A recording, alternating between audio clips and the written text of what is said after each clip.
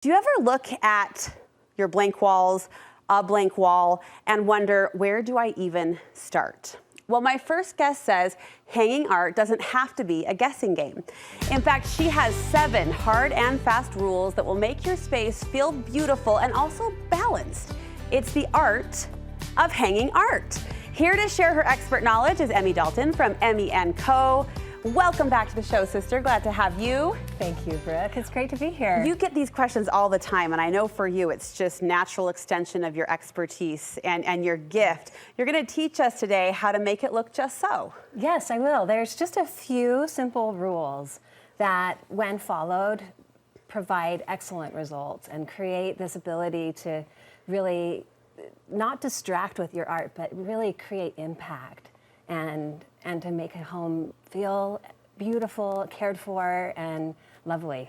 Well said. It's a touch, I think. It is an art, right? Hanging art or hanging anything. You want it to be kind of a cohesive, natural blend that adds to the room without being a distraction from the room, right? Right. There's a mix of art and science to Okay. this. All right. We'll dive into both. This first rule, the 57 to 60 inch rule. Yes.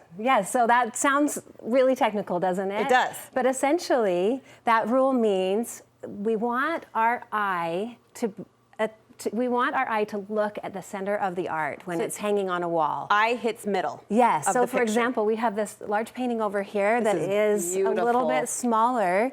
And so it's sitting on an easel, and it's a little low for what we would want if it were on a wall. You'd want that higher, you want it elevated to eye height. We'd want to see the middle of the painting. And oftentimes when I go into homes to do consultations, their paintings are hanging too high. They're above the eye level. And so you would have to actually look up to see them. And so that 57 to 60 inch rule is really a great one. And that's not for the bottom of the art, that's for the center of the art. The middle of the piece. Yes. Okay, so if it feels too low, you're probably right on. For the average person. Exactly. When you go into an art gallery, they stick with the 57 rule. And that always feels a little low to me because I'm tall. And so in my home, everything's hung at a 60 inch middle. And it's a good idea to pick a height and stick with that for a room or throughout a home, because then that just creates a really cohesive, peaceful feeling. Oh, that makes sense. I wouldn't even think of that extending beyond the walls of the room, but for that overall flow, kind of that household flow, that would make sense. All right, next we're calling this the furniture connection rule. Yeah, explain don't you this love one. the names? Yeah, very technical. They're not very technical, but essentially when you have a piece of art and you have a sofa beneath it, or a console table, or a mantle, any of those things, you want there to be a cohesion. You want the art to feel like it's a natural extension of that piece of furniture. Now see, I would be worried about hitting my head. Right, especially on a couch. Yeah. So you don't necessarily think of that. Yeah, but when you're sitting down on a couch, your head often doesn't lean back. The art itself. So what's the gap? Is there a measurement we should follow? There is a measurement. So typically it's I would say anywhere around 8 to 10 inches. You want to be away from that piece of furniture. The furniture piece. What about a mantle, Emi? What's the rule for a mantle? With a mantle, it's a little bit of a different story because mantles are typically high, whereas a couch is typically low. And so you're going to bring that art closer to the mantle than with a piece of furniture where you're looking at 8 to 10 inches. And you're going to go closer to like a 4 to 8 inch rule. Oh, that's tight. On that. Yeah. It is a little tighter. And that 4 to 8 range is there because ceiling heights are so different. And so if you have really tall ceilings, you're going to be able to place that art a little higher so that it feels balanced. Okay. If you have really shorter ceilings like I have in my home, you're going to want to pull that down. And then if on your mantle you have something that stays year-round, or you typically have a piece that's, whether it's a jar or a candle or something like that, that elevates essentially the height of the mantle. If that's a year-round fixture, then you might want to think about putting the art up a little bit. To complement those those fixed pieces. Yes. Okay. Yes. Okay. So if you have a jar that's this tall, then you might want to go a few inches above that. So it becomes one cohesive grouping. Yes. This makes sense as you say it, and as we're visualizing some of the beautiful art you've helped place and curate in homes. It does make sense when you see it and hear it. Just good to note. I'm just trying to avoid fights between husband and wife, you know. I thought you were going to say between furniture and art, but husband and wife too. Husband and wife Those too. are some of the most non-essential fights that happen in homes. Don't all husbands love women when you're like, a little to the left? No, not the, pull the nail out. Yeah. One more hole. Oh yeah, all those holes are a problem. Let me take one more step down furniture lane if I can with a headboard. Do the same rules apply, or what's the guideline for a headboard?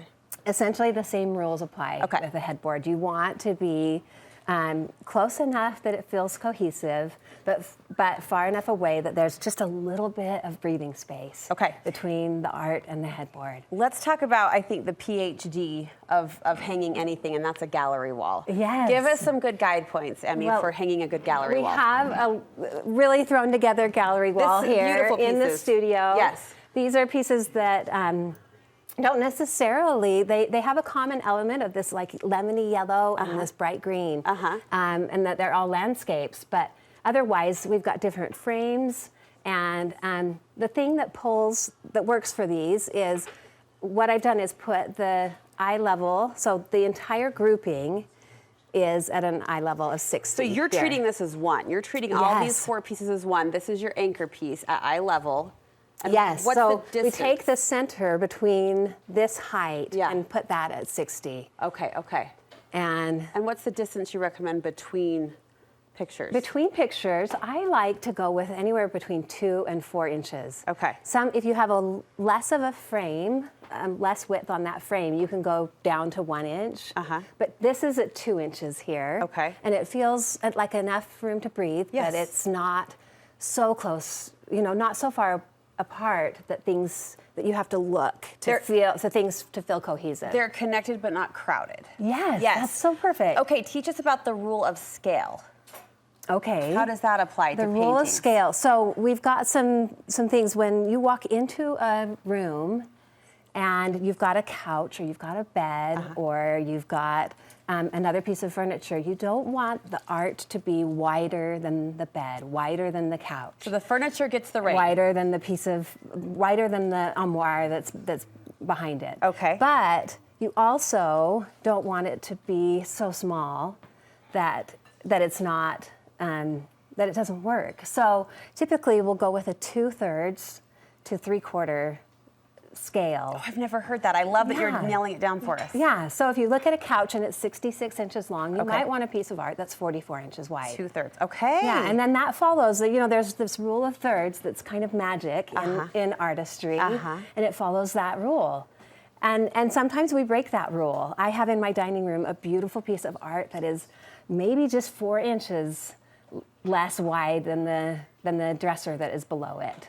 And it works because when people come into my home, I want them to see this piece of art that's foundational to my home. So if you're going for impact, that's the time to break a rule. Yes. Okay. Yeah. So, and then when you're looking over a bed, sometimes you don't want that piece of art to be 2/3. And so you can go a lot smaller, and then it just feels really precious. Oh, Emi, I learn so much from you every time. Thank you so much.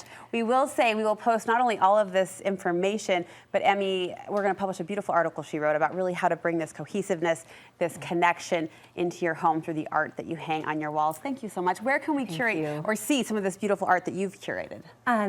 I open my home to clients and do that on a regular basis, and then also have a website that's Emi Co Art.